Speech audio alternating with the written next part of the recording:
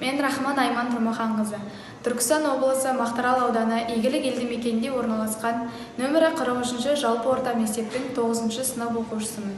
Мұқағали Мақатаев Шәмілге жазған хаттардан. Шәміл-ау, хал жайымды білсең еді. Білмеймін қайтерімді кім сенеді. 17-де өшіріп алған отым, қайтерең қайта қарып жүрсе мені. Бір дертке ұшырадым бұл күнде мен, қоштастым сауығыммен күлкімменен.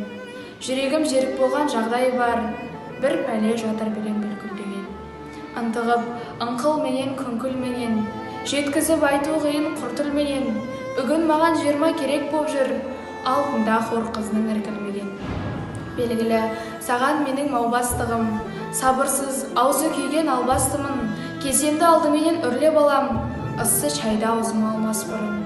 Ойласам, талай-талай қырбасыппын, досым деп доңызбен де мұңдасыппын. Шәміл-ау, қалың достан қалған сенің, қайтемін. Ғашықпын мен, шын ғашықпын. Ғашықпын деп білдірмедім. Белгілі, білдіргенім. Жарық етіп жайдың оты шашылғанда, жалт етіп қарауға да үлгермедім. Достардың арасында түсіп қалдым.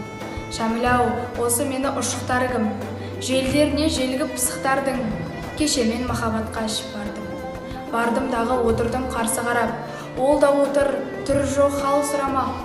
Сұқтанған жат көздерден жасқандым да, тайып тұрдым қашанға шыдамақ.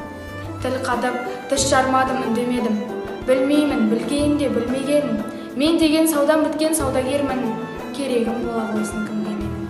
О шіркін, қайран күндер, сайран күндер, қанатын бақыт құсы жайған күндер, жалт бұрылып оқыс бір қарағанда, жүзімнен жүрексініп тайған күндер.